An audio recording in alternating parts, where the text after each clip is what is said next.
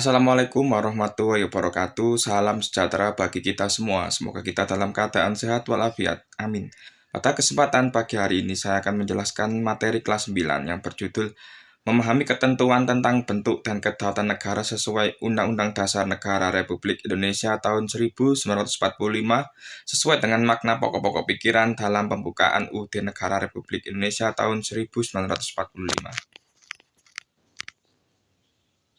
Tujuan pembelajaran 1. Bersyukur kepada Tuhan Yang Maha Esa atas bentuk dan kedaulatan negara Republik Indonesia.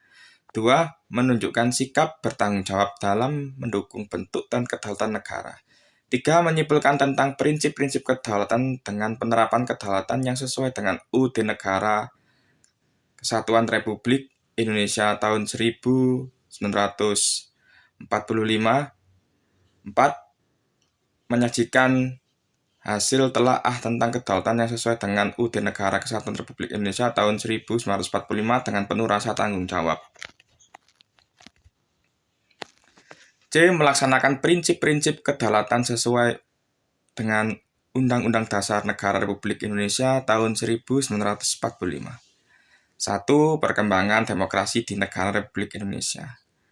Perkembangan demokrasi di Indonesia terjadi pasang surut dari masa kemerdekaan sampai sekarang ini. Dalam perkembangannya, demokrasi di Indonesia terbagi dalam beberapa fase pelaksanaan demokrasi, yaitu sebagai berikut.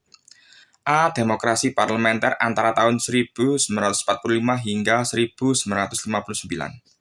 Pada periode ini, terutama pada kurun waktu tahun 1945 sampai tahun 1949, menurut UUD Negara Republik Indonesia tahun 1945, demokrasi yang harus dilaksanakan adalah demokrasi Indonesia dengan kabinet presidensial.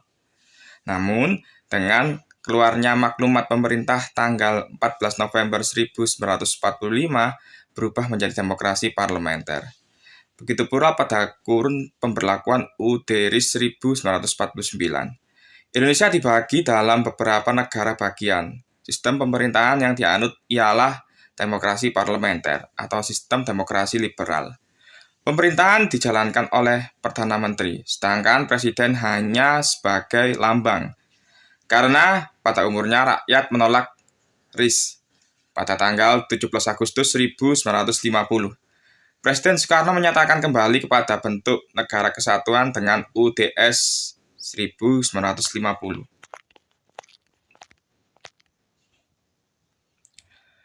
Pada masa pemberlakuan UUDS 1950, demokrasi parlementer masih tetap dipertahankan. Namun, pada kenyataannya demokrasi ini tidak cocok dengan jiwa bangsa Indonesia. Hal tersebut menimbulkan silih bergantinya kabinet, pembangunan tidak lancar, serta partai-partai mementingkan kepentingan partai dan golongannya. Hal ini sangat membahayakan kehidupan berbangsa dan bernegara.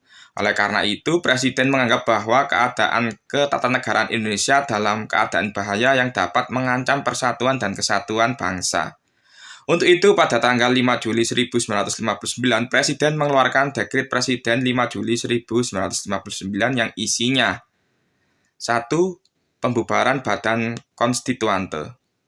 2. Memberlakukan kembali UUD 1945 dan tidak berlakunya UUD sementara 1950. 3. Pembentukan Majelis Permusyawaratan Rakyat Sementara atau MPRS. 4. Pembentukan Dewan Pertimbangan Agung Sementara atau DPAS. Dengan dikeluarkannya dekret presiden ini, maka demokrasi parlementer berakhir. Dan ini adalah gambar teks dekret presiden 5 Juli 1959.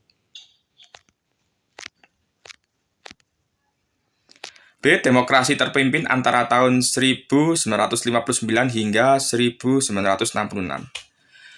Periode ini sering juga disebut dengan Orde Lama.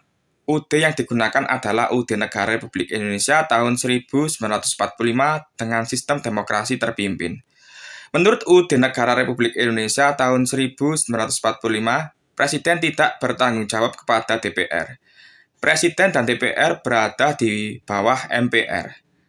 Pengertian demokrasi terpimpin pada sila keempat Pancasila yaitu dipimpin oleh hikmat kebijaksanaan dalam permusyawaratan perwakilan, akan tetapi Presiden menafsirkan terpimpin, yaitu pimpinan terletak di tangan pemimpin besar revolusi. Dengan demikian, pemusatan kekuasaan di tangan Presiden. Terjadinya pemusatan kekuasaan di tangan Presiden menimbulkan penyimpangan dan penyelewengan terhadap Pancasila dan UUD Negara Republik Indonesia tahun 1945, yang puncaknya terjadi perebutan kekuasaan oleh PKI pada tanggal 30 September 1969 atau G30S PKI, yang merupakan bencana nasional bagi bangsa Indonesia. Beberapa penyimpangan itu diantaranya sebagai berikut. 1. Presiden mengangkat anggota MPRS berdasarkan penetapan Presiden nomor 2 tahun 1959. 2. Presiden membubarkan DPR pada tanggal 5 Maret 1960 karena DPR tidak menyetujui RAPBN yang diajukan tahun 1960. Dan Presiden membentuk DPR GR pada tanggal 24 Juni 1960. 3. Presiden melakukan pengintegrasian lembaga-lembaga negara berdasarkan penetapan Presiden nomor 94 tahun 1962, tanggal 6 Maret 1962, yaitu Ketua MPRS, Ketua DPR GR, dan Wakil Ketua DPA mendapat kedudukan sebagai Wakil Menteri Pertama, serta kekuatan MA, Wakil-Wakil Ketua MPRS, dan DPR GR mendapat kedudukan sebagai Menteri. 4. Pengangkatan Presiden seumur hidup melalui TAP MPRS nomor 3 garing MPRS garing 1963. 5. Penyimpangan politik luar negeri di mana Indonesia hanya bekerja sama dengan negara-negara sosialis komunis dan melakukan konfrontasi dengan hampir semua negara barat. 6. Presiden membubarkan Partai Masyumi dan Partai Sosialis Indonesia yang sesuai dengan nilai Pancasila, tetapi memberikan kesempatan berkembangnya Partai Komunis Indonesia yang jelas-jelas bertentangan dengan nilai-nilai Pancasila. Penyimpangan-penyimpangan tersebut membuat stabilitas politik dan kehidupan ketatanegaraan tidak berjalan sebagaimana mestinya, terutama masalah keamanan dan ketertiban masyarakat. Hal tersebut menjadi pemicu terjadinya puncak kekacauan dengan adanya peristiwa Gerakan 30 September sebagai pemberontakan yang dilakukan oleh PKI. Pemberontakan tersebut mengakibatkan gugurnya para perwira tinggi Angkatan Darat. Keadaan negara yang tidak stabil menimbulkan reaksi dari berbagai kalangan masyarakat, terutama para pemuda, pelajar, dan mahasiswa. Beberapa kalangan masyarakat tersebut kemudian mengajukan 3 tuntutan rakyat yang dikenal dengan Tritura. Isi dari 3 tuntutan tersebut adalah sebagai berikut. 1. Bubarkan PKI. 2. Bersihkan kabinet dari unsur PKI. 3. Turunkan harga dan perbaiki ekonomi. Dan ini adalah gambar demonstrasi 3 tuntutan rakyat atau disebut Tritura. Tuntutan rakyat ini mendapat tanggapan dari pemerintah untuk mengambil langkah-langkah konkret, terutama dalam menciptakan keamanan dalam negeri yang ditandai dengan dikeluarkannya surat perintah 11 Maret atau dikenal dengan Super Semar dari Presiden Soekarno kepada Jenderal Soeharto. Tidak lama kemudian, masa kepemimpinan negara beralih dari Presiden Soekarno kepada Presiden Soeharto yang dikenal dengan masa Orde Baru. Pemerintahan Orde Baru bertekad untuk melaksanakan Pancasila dan UUD Negara Republik Indonesia tahun 1945 secara murni dan konsekuen. C. Demokrasi Pancasila dari tahun 1966 hingga 1998. Periode ini dikenal dengan sebutan pemerintahan Orde Baru yang bertekad melaksanakan Pancasila dan UUD NRI tahun 1945 secara murni dan konsekuen. Pada periode ini, secara tegas dilaksanakan sistem demokrasi Pancasila dan dikembalikan fungsi lembaga tertinggi dan tinggi negara sesuai dengan amanat UUD NRI tahun 1945. Demokrasi Pancasila berpangkal dari kekeluargaan dan gotong royong, Sehingga dapat dirumuskan bahwa demokrasi Pancasila berarti kedaulatan rakyat yang berdasarkan kerakyatan yang dipimpin oleh hikmat kebijaksanaan dalam permusyawaratan perwakilan dengan didasari nilai-nilai ketuhanan dengan menjunjung nilai-nilai kemanusiaan yang adil dan beradab demi persatuan dan kesatuan bangsa untuk menciptakan keadilan sosial bagi seluruh rakyat Indonesia. Dalam demokrasi Pancasila, musyawarah untuk mufakat sangat diharapkan karena setiap keputusan dalam musyawarah hendaknya dapat dicapai dengan mufakat. Tetapi bila tidak tercapai mufakat, maka pengambilan keputusan dapat ditempuh melalui pemungutan suara. Demokrasi berlandaskan Pancasila dan UUD Negara Republik Indonesia tahun 1945 memiliki keunggulan tertentu. Keunggulan tersebut antara lain: 1. Mengutamakan pengambilan keputusan dengan musyawarah mufakat dalam semangat kekeluargaan. 2. Mengutamakan keselarasan dan keseimbangan antara hak dan kewajiban antara kepentingan pribadi dan kepentingan umum. 3. Lebih mengutamakan kepentingan dan keselamatan bangsa di atas kepentingan pribadi dan golongan. Dalam pelaksanaannya sebagai akibat dari kekuasaan dan masa jabatan presiden yang tidak dibatasi periodenya, maka kekuasaan menumpuk pada presiden, sehingga terjadilah penyalahgunaan kekuasaan. Hal tersebut ditandai dengan tumbuh suburnya budaya korupsi, kolusi, dan nepotisme atau KKN. Kebebasan bicara dibatasi, praktik demokrasi menjadi semu. Lembaga negara berfungsi sebagai alat kekuasaan pemerintah. Lahirlah gerakan reformasi yang dipelopori mahasiswa yang menuntut reformasi dalam berbagai bidang.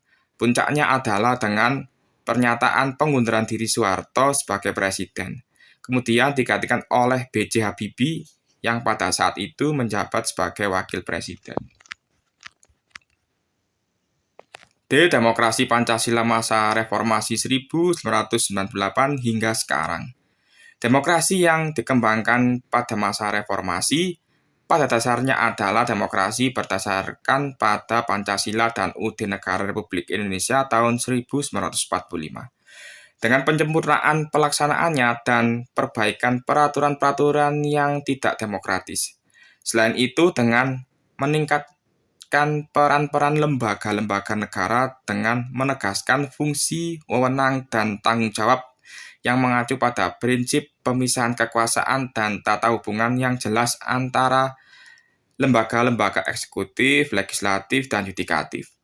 Demokrasi Pancasila saat ini telah dimulai dengan terbentuknya DPR MPR hasil pemilu 1999 yang memilih presiden dan wakil presiden serta terbentuknya lembaga-lembaga tinggi yang lain. Bergulirnya reformasi yang diiringi dengan perubahan dalam segala bidang kehidupan menandakan tahap awal bagi transisi demokrasi di Indonesia. Sukses atau gagalnya suatu transisi demokrasi sangat bergantung kepada beberapa hal berikut. 1. Komposisi elit politik dalam demokrasi modern dengan bentuknya demokrasi perwakilan rakyat mendelegasikan kedaulatan dan kekuasaannya kepada para elit politik. 2. Desain institusi politik. Para elit politik mendesain institusi pemerintahan dan memiliki pengaruh besar dalam menentukan apakah demokrasi baru menjadi stabil, efektif, dan terkonsolidasi. 3. Kultur politik atau perubahan sikap terhadap politik di kalangan elit dan non-elit. 4. Peran civil society atau masyarakat madani untuk menciptakan kultur toleransi yang mengajarkan keterampilan dan nilai-nilai demokrasi, sikap kompromi, serta menghargai pandangan yang berbeda. Sekian yang dapat saya sampaikan. Mohon maaf bila ada salah-salah kata. Wassalamualaikum warahmatullahi wabarakatuh.